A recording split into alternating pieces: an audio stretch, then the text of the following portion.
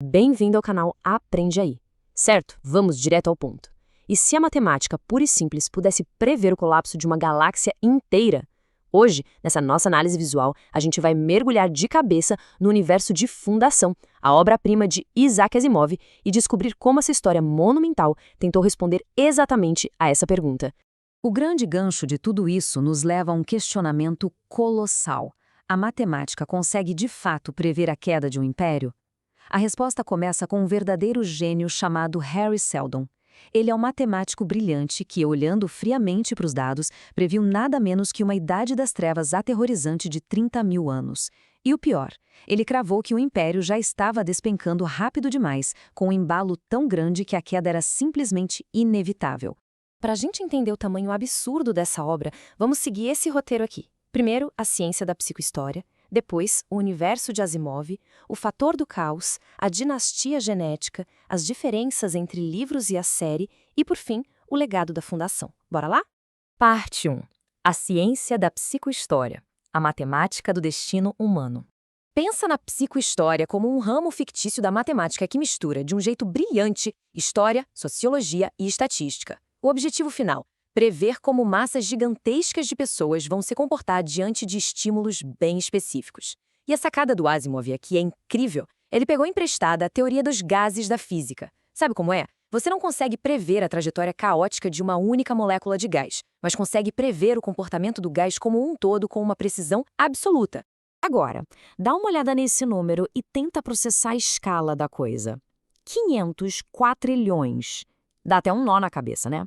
A psicohistória só funciona num nível estritamente macro. Para o cálculo do Seldon não se estragado pelo livre-arbítrio ou pelo caos de uma só pessoa e se manter estatisticamente válido, ele precisava de uma amostra colossal de 500 quatrilhões de humanos espalhados por 25 milhões de planetas. É surreal. E essa cronologia mostra bem o tamanho do problema. Lá no ano 12.067 da Era Galáctica, o Império atinge o seu auge total. Só que o Seldon prevê que a queda está logo ali, projetando aqueles 30 mil anos de pura barbárie.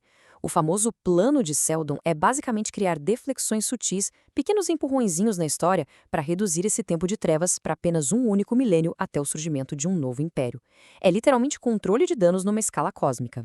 Parte 2. O universo de Asimov. 25 mil anos de história do futuro. O mais louco é que o Asimov não construiu isso tudo de uma vez só. Ele fez por etapas, ao longo de décadas. Passo 1. A série dos robôs, focada lá na Terra inicial e na tecnologia positrônica. Passo 2. A série do Império, focada na unificação da galáxia. E, finalmente, o passo 3. A série da Fundação, que lida com o colapso e o plano de Seldon. Mais tarde, ele simplesmente amarrou todas essas séries que antes eram soltas, criando uma linha do tempo única e coesa que vai do século XX até um futuro inimaginável. Mas como em toda ciência complexa, imprevistos acontecem. Parte 3.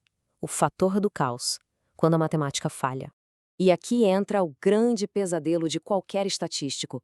Como a própria citação diz, o mulão, um mutante que, por sua própria natureza, é imprevisível e, por sua natureza, um poderoso fator de mudança. O mulão é um cara com poderes mentálicos, capaz de manipular as emoções das massas. Como ele é uma mutação aleatória, ele vira o grande ponto fora da curva. O único indivíduo que descarrila de forma brutal os modelos perfeitos da psicohistória. Então, a gente chega no verdadeiro coração filosófico de toda a obra. De um lado, a gente tem o determinismo estatístico, a inércia imensa da sociedade, as tendências macroeconômicas, as coisas que são inevitáveis. Do outro lado, o caos absoluto, o mulo, a disrupção causada por um indivíduo e o livre-arbítrio humano batendo de frente. A grande provocação aqui é: será que o determinismo estatístico consegue mesmo sobreviver à força de indivíduos imprevisíveis? É isso que te mantém grudado na história. Parte 4. A dinastia genética. Adaptando o que todo mundo dizia ser inadaptável. Olha só a justificativa do showrunner David S. Goyer sobre como levar isso para as telas. Ele disse: acho que o ingrediente secreto para adaptar a Fundação foi realmente enraizá-la na emoção, enraizá-la nos personagens. Faz muito sentido. Os livros do Asimov focam muito em debates intelectuais super densos. Para funcionar como uma série de prestígio hoje, eles precisaram ancorar a trama nos dilemas emocionais. E aí veio o que eu considero a sacada mais brilhante da TV, a invenção da dinastia genética. A ideia de que os clones de Cleon I governam a galáxia perpetuamente. Eles são a imagem perfeita da estagnação, a permanência constante e imutável do Império. Isso substituiu aqueles imperadores genéricos e sem graça dos livros, trazendo um conflito emocional enorme para os líderes e dando um rosto inesquecível para um império que está ruindo por dentro. Parte 5. Livros versus série. Mudanças radicais para o público moderno. O contraste entre as mídias é chocante. Nos livros dos anos 50, os protagonistas eram quase todos homens, a resolução dos conflitos era superintelectual, feita em salas de reunião, sem quase nenhuma ação física. Na adaptação, eles inverteram o gênero de personagens-chave como Gal, Salvor e Demerzel para trazer a representatividade que faltava.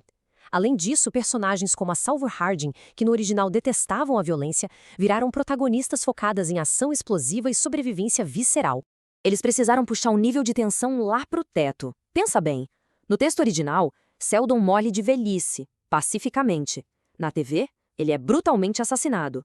O cofre sagrado da Fundação, que nos livros era só uma sala que abria uns hologramas burocráticos de vez em quando, virou um artefato místico cercado por um campo letal que repele qualquer forma de vida. Resumindo, a essência saiu de um jogo de xadrez político arrastado e se transformou em uma aventura épica de alta tensão. Parte 6. O legado da Fundação. O projeto original da ficção científica moderna. Para encerrar, a gente precisa reconhecer o peso histórico monumental disso tudo. A série da Fundação simplesmente derrotou gigantes da literatura para ganhar o Prêmio Hugo de 1966 como a melhor série de todos os tempos. Sem o Asimov, aquele Império Galáctico de Star Wars simplesmente não existiria. A influência dele está fortemente enraizada na intriga política de Duna e até mesmo no tom grandioso do Guia do Mochileiro das Galáxias. É a verdadeira fundação, com o perdão do trocadilho, sobre a qual toda e qualquer space opera moderna foi construída. Toda essa jornada pelas equações e cálculos do Hari Seldon nos deixa com uma lição fortíssima. Não importa quão caótico ou imprevisível o nosso futuro pareça ser, a inteligência e o conhecimento sempre serão a melhor forma de iluminar a escuridão. O algoritmo quer te manter ocupado. Nós queremos te manter inteligente. Se inscreve no Aprende Aí.